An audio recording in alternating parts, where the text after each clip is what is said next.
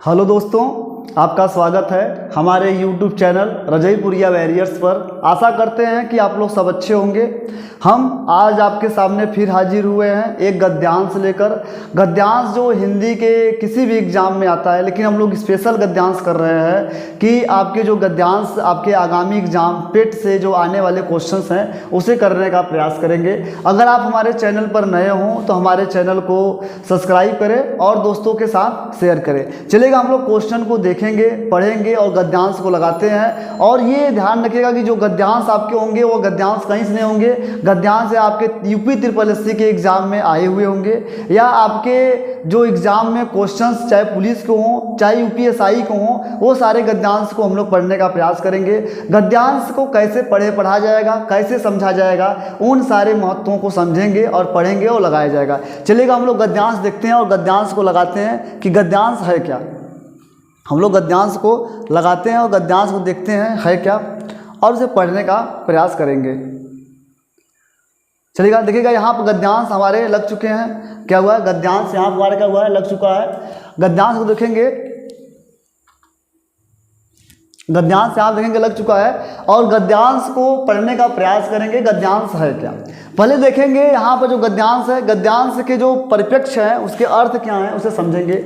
यहाँ पढ़ेंगे, भारत में हमेशा शिक्षा की महत्ता दी जाती है।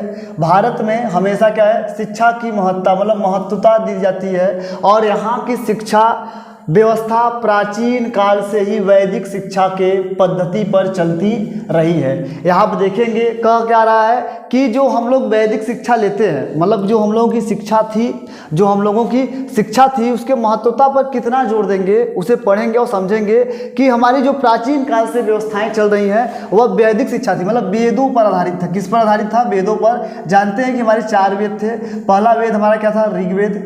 पहला क्या था, ऋग्वेद। दूसरा क्या था हमारा, अजुर्वेद। दूसरा क्या था, अजुर्वेद। दूसरा क्या था, सामवेद। और चौथा क्या था, अथर्ववेद। ये 4 वेदों से, इन 4 वेदों से हम लोग पढ़ते थे, समझते थे और सारी चीज़ क्या करते थे। लेकिन चलिएगा, हम लोग देखते हैं कि ये सारे चीज़ करने का क्या था कि पद्धति चलती थी। और भारत की शिक्षा व्यवस्था का मुख्य उद्देश्य केवल ज्ञान बढ़ाना नहीं था। जो हम लोग का शिक्षा व्यवस्था था वह ज्ञान बढ़ाना नहीं है कि ज्ञान ले ले, आपको व्यवहारिक जीवन, आपको ज्ञान पता ही नहीं चले, आपको व्यवहारिक जीवन में क्या ज्ञान है, जीवन जीने की कला क्या है। शिक्षा की ये महत्व नहीं है। शिक्षा का महत्व ये है कि आपके जीवन में जो कठिनाइयाँ चल रही हैं उन कठिनाइयों से कैसे उबरा जाए। और सारी चीज़ों को देखते हुए जो शिक्षा है वो सिर्फ ज्ञान तक ही सीमित नहीं है। हम लोगों के जीवन को एक अलग जीवन को क्या है दिया जाएगा। उसे लिखा है कि ऐसे जीवन की व्यवस्था करना है, ऐसे जीवन की व्यवस्था करना है जिसमें स्वयं के बारे में संपूर्ण शिक्षा दी जाती थी। जिसमें क्या है, संपूर्ण शिक्षा दी जाती थी। देखेंगे जी, पहले जो होता था शिक्षा, गुरुकुल होती थी पढ़ाई, मतलब एक शिक्षक था, सारी चीज़ें करने का प्रयास करता था और बच्चा अपने गुरु के घर जाकर पढ़ता था। ये गुरुकुल शिक्षा थी। हम लोग आगे देखेंगे, इसके अंतर्गत सारी चीज़ें आएंगी और इसे क्वेश्चन करेंगे। फिर लिखा गया है कि लिखा गया है कि गुरुकुल व्यवस्था में गुरु और शिष्य व्यवस्था के अंतर्गत, शिष्य व्यवस्थित अनुशासन के अंतर्गत अपने जीवन के उद्देश्यों के हिसाब से पढ़ते थे। कि जो वहाँ पे जो गुरु रहते थे, जो वहाँ की शिक्षा थी, पहले की जो शिक्षा थी वह गुरु और शिष्य के बीच में क्या थी, अनुशासन और व्यवस्था के अनुसार चलते थे। चलेगा, अगला क्वेश्चन अगला हम लोग पढ़ेंगे। क्या लिखा गया है कि दुनिया का पहला विश्वविद्यालय। फिर हम लोग देखेंगे कि यहाँ लिखा गया है कि दुनिया का पहला विश्वविद्यालय भी सन 1700 BC में तक्षशिला में बनाया गया था। मतलब कि आपको पूछा जाएगा दुनिया का जो पहला विश्वविद्यालय था वो तक्षशिला विश्वविद्यालय था। कौन सा था, तक्ष में शिला बनाया था, जिसका नाम था नालंदा महावीर विश्वविद्यालय। ईस्वी चौथी सदी में स्थापित किया गया और यह अपने समय का बहुचर्चित और विश्व के महानतम विश्वविद्यालयों में से एक था। यहाँ पर देखेंगे कह क्या रहा है कि दुनिया का जो पहला विश्वविद्यालय, आपसे पूछ सकता है कि दुनिया का पहला विश्वविद्यालय कौन सा था, तक्षशिला था। कौन सा था, तक्षशिला था। और यह नालंदा और महावीर विश्वविद्यालय की जो स्थापित की गई थी, कब गई थी, चौथी शताब्दी में की गई थी। और यह अपने समय में बहुचर्चित और विश्व के महानतम विश्वविद्यालयों में से एक था। क्या समझेंगे कि जैसे आप लोग इतिहास अगर पढ़ते होंगे तो इतिहास में बताया जाता है कि नालंदा विश्वविद्यालय और तक्षशिला विश्वविद्यालय में ऐसे ऐसे महान शिक्षक पढ़े थे, ऐसे ऐसे शिक्षक हम लोग पैदा किए। जैसे हम लोग देखेंगे शिक्षक में देखेंगे जैसे चाणक्य भी क्या थे, नालंदा और तक्षशिला विश्वविद्यालय में पढ़े थे। ह्वेन-सांग क्या था, नालंदा विश्वविद्यालय में आकर पढ़ा हुआ था। ये सब बहुत चर्चित थे, जिसमें अपने समय में देखेंगे आप पढ़ेंगे हम लोग कि अपने समय में नालंदा विश्वविद्यालय में लगभग 10,000 विद्यार्थी तथा 2,000 शिक्षक हुआ करते थे। और नालंदा में भौतिक, दर्शन शास्त्र, सांख्य शास्त्र, योग शास्त्र, वेद तथा साथ ही बौद्ध शास्त्र और विदेशी नीतियों की पढ़ाई की जाती थी। अगर पूछा जाए कि उस विश्वविद्यालय में कितने शिक्षक थे, 2,000 शिक्षक उपस्थित थे और कितने थे, 10,000 विद्यार्थी रहते थे। और क्या थे, वहाँ नालंदा विश्वविद्यालय में अलग अलग प्रकार की शिक्षा दी जाती थी, अलग अलग प्रकार की शिक्षा दी जाती थी, जिसमें से आप लोग भौतिक जी जानते हैं, फिजिक्स जानते हैं। दर्शन शास्त्र क्या होता है, फिलॉसफी। जैसे आप लोग देखेंगे चारवाक दर्शन पढ़ेंगे, पंतजलि देखेंगे, पंतजलि ये सब क्या थे, दर्शन के, जैसे योग दर्शन के संपादक, ये सब क्या है, एक ऐसे ऐसे गुरु थे जो कहाँ थे, यहाँ सारे लोग क्या थे, पढ़े थे। तो सांख्य दर्शन में था जो संख्या के दर्शन कराए, उसे सांख्य दर्शन करते थे। योग शास्त्र मतलब कि योग शास्त्र के जो जन्मदाता थे वह पंतजलि थे। कौन थे, पंतजलि थे। योग कोई क्या है, योग दर्शन है, योग कोई योग नहीं है, योग क्या है, दर्शन है, कोई शास्त्र नहीं है। वेद अभी आपको बताएं कि वेद हमारे 4 प्रकार के थे। वेद क्या थे, 4 प्रकार के थे। वेद में जैसे हम लोग देखेंगे ऋग्वेद, यजुर्वेद, सामवेद और अथर्ववेद, सारे वेद के बारे में। और साथ ही बौद्ध धर्म शास्त्र और विदेशी नीतियों की पढ़ाई की जाती थी। जैसे बौद्ध धर्म देखें, बौद्ध धर्म पूरा विश्व व्याप्त है। बौद्ध धर्म क्या है, पूरा विश्व व्याप्त है। और विश्व व्याप्त में जैसे चाहे वो चाइना हो, चाहे जापान हो, चाहे श्रीलंका हो, ये बौद्धिज्म का सबसे बड़े प्रचारक हैं। यहाँ पर जो क्या था कि इसके साथ साथ विदेशी नीतियाँ, क्या था, विदेशी नीतियाँ, इंटरनेशनल रिलेशनशिप, जिसे हम लोग IR बोलते हैं, कि कैसे किसी देश के साथ अपनी मधुरता को बढ़ाया जाए, सारी चीज़ों को पहले हम लोग पढ़ते थे। पहले से ही क्या था, सारी नीतियाँ लागू की जाती थी। नालंदा विश्वविद्यालय चलेगा, अगला हम लोग पढ़ेंगे इसके आगे, देखेंगे कि नालंदा विश्वविद्यालय चीन, Indonesia, Korea, Japan, Paris, Turkey और विश्व के अलग अलग देशों के विद्यार्थी के लिए आकर्षक केंद्र बना था। अभी आपको बताए हैं कि इस विश्वविद्यालय में दूर दूर से, जैसे चाइना से ह्वेन-सांग आया था पढ़ने, वहाँ से क्या था, Japan, Indonesia, Korea, Paris, Turkey और विश्व के अलग अलग देश इन विश्वविद्यालयों में क्या था, यह आकर्षण का केंद्र बना था। फिर देखेंगे कि जो भारत के राष्ट्रीय प्रगति से सहायक हुआ और भारत को एक दूर तक ले जाकर उसे सम्राट बनाने का, जिसे हम लोग सोने की चिड़िया बोलते थे। भारत अपने आप को एक शिक्षा का, जिसे हम लोग धर्म राष्ट्र के रूप में बहुत दूर तक विकसित किया थे। और वहाँ पर देखेंगे कि अलग अलग प्रकार के शास्त्र के अलग अलग प्रकार के जन्मदाता मिलेंगे। जैसे देखेंगे कि भारत के विद्वानों ने चरक और सुश्रुत, भास्कराचार्य, चाणक्य और पंतजलि और वात्स्यायन और कई सारे विद्वानों ने इस दुनिया को गणित, खगोल विद्या, भौतिकी, रसायन शास्त्र, चिकित्सा शास्त्र, कला, यांत्रिक निर्माण, तकनीकी निर्माण, यांत्रिक और वास्तुकला, पोत निर्माण और जल पर्यटन, खेल और खेलने के तरीकों में अपना सहयोग दिया। हम लोग देखेंगे यहाँ क्या कह रहा है कि भारत के विद्वान जैसे चरक और सुश्रुत चिकित्सा से थे। ये क्या थे, न्यूरोलॉजिस्ट थे। ये चिकित्सा में एक डॉक्टरी की पढ़ाई करते थे। भास्कराचार्य क्या थे, एक बहुत बड़ी गणितज्ञ थे। चाणक्य जानते हैं, एक बहुत राजनीतिज्ञ थे। पंतजलि क्या थे, दर्शन के थे। वात्स्यायन की एक सबसे अच्छी पुस्तक है, उस पुस्तक का नाम है कामसूत्रा, जिसे कामसूत्र की सबसे अधिक क्या पुस्तक बिकी थी आप जानेंगे। और कई सारे विद्वान इस दुनिया को क्या दिए, गणित दिए हैं, खगोल दिए हैं और क्या दिए हैं, विद्या दिए हैं, भौतिकी दिए हैं, रसायन शास्त्र दिए हैं, चिकित्सा शास्त्र दिए हैं, कला, यांत्रिक और निर्माण, तकनीकी निर्माण, यांत्रिक और वास्तुकला के क्या थे, पोत निर्माण, जल पर्यटन, खेल और खेलने के तरीकों में अपना सहयोग दिया था। यहाँ तक आपको समझ में आया होगा।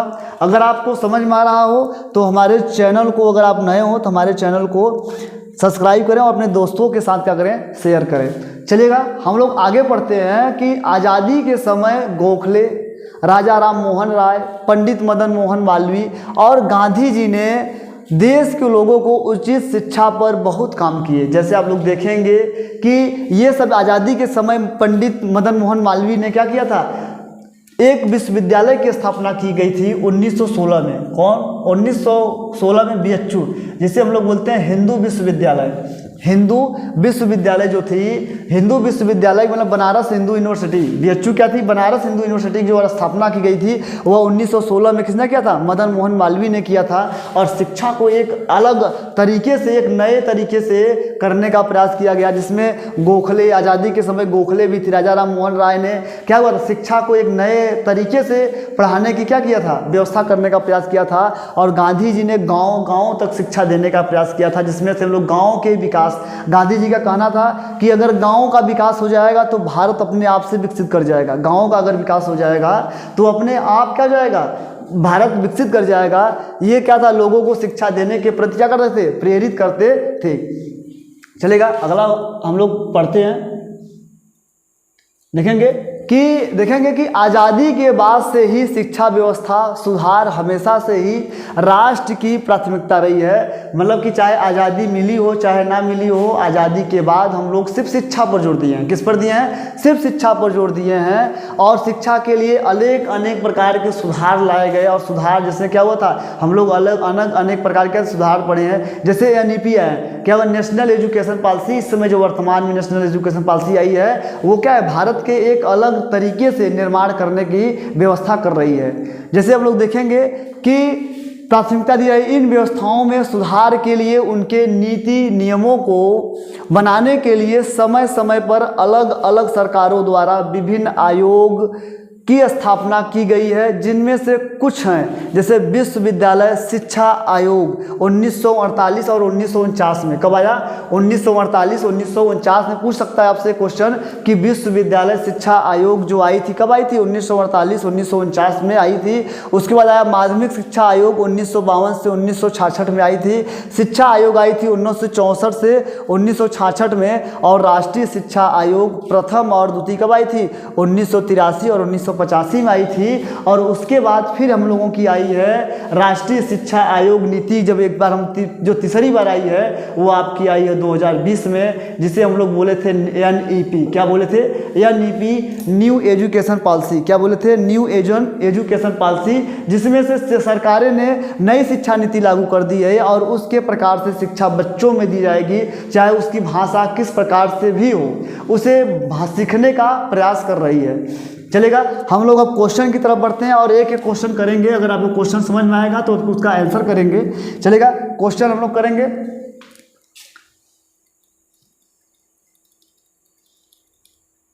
चलिएगा, ये क्वेश्चन हमारा पहला क्वेश्चन लगा हुआ है। ये क्वेश्चन आपसे बताया है कि ये क्या है, UPSI 21/12/2017 सेकेंड फेज में एग्जाम में आपके ये क्या हुआ था, ये आपको दिया गया था।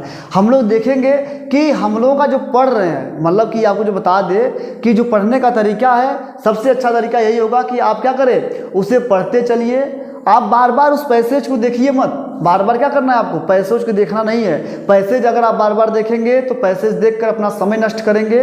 और एग्जामिनर चाहता है कि आप क्या करिए, एक बार पैसेज पढ़िए, फिर क्वेश्चन पढ़िए, फिर पैसेज पढ़िए। लेकिन क्या करना है, पैसेज पढ़ते चलिए और सारे उसके चारों तरफ से जो भी शब्द हैं उन शब्दों को समझें और करके उससे क्या करिए, बाहर निकल जाइए। और बार बार आपको क्वेश्चन पढ़ के बार बार क्या करना है, उसे देखना नहीं है। और यही आपको सबसे अच्छा तरीका है कि एक बार पैसेज पढ़िए और डायरेक्ट क्वेश्चन को हल करिए। जो भी 3-4 क्वेश्चन हो, आपको अगर डाउट हो एक बार 2 बार देख सकते हैं। लेकिन क्या है कि ये प्रैक्टिस करने पर ही होगा, बार बार प्रैक्टिस करने पर सभी आप कर सकते हैं। चलिए, लिखा गया है कि भारतीय शिक्षा व्यवस्था का मुख्य उद्देश्य क्या था। आपके ऑप्शंस लगे हुए हैं, यांत्रिक एवं वास्तुकला को बढ़ावा देना। दूसरा है कि जीवन की व्यवस्था को करना है, कि वैदिक शिक्षा को बढ़ावा देना था, कि अनुशासन करना था। अगर आपको आंसर पता हो तो प्लीज आप आंसर करिएगा। अभी आपको बताया कि जो भारतीय शिक्षा व्यवस्था का मुख्य उद्देश्य था कि व्यक्तियों में जो जीवन व्यवस्था है, ज्ञान को सिर्फ नहीं लेना है, अपने जीवन को सुधारना है। मतलब कि जो आपका ऑप्शन हो जाएगा वो ऑप्शन आपका नंबर क्या हो जाएगा, बी सही होगा।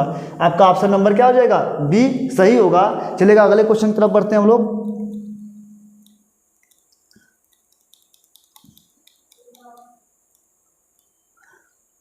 अगला क्वेश्चन देखेंगे। अगला क्वेश्चन है कि चरक और सुश्रुत ने भारतीय शिक्षा व्यवस्था में अपना योगदान किस क्षेत्र में दिया था?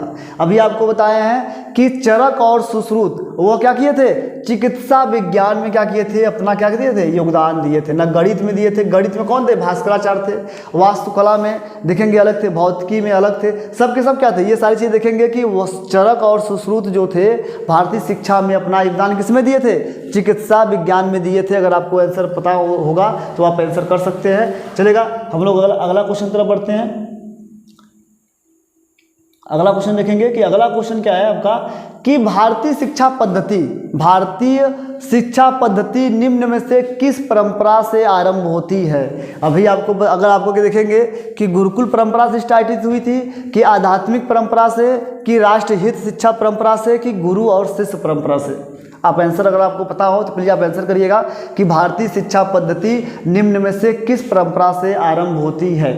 अभी आपको बताया है कि पहले की जो गुरुकुल व्यवस्था थी वह क्या था वो किसके किसके बीच था? गुरु और शिष्य के बीच में। एक गुरु और शिष्य के परंपरा चलता था, एक गुरु रहता था और आश्रम में बैठकर सब लोग क्या करते थे? पढ़ाई करते थे। चलिएगा, देखते हैं अगला क्वेश्चन लगा हुआ कि नहीं। बस ये हमारा क्या था? लास्ट क्वेश्चन था। ये हमारा क्या था? लास्ट क्वेश्चन था। अगर आपको क्वेश्चन समझ में आया हो, गद्यांश समझ में आ चुका हो, तो आप हमारे चैनल पर अगर आप नए हो तो हमारे चैनल को सब्सक्राइब करें और अपने दोस्तों के साथ शेयर करें। धन्यवाद। Thank you. शुभ रात्रि।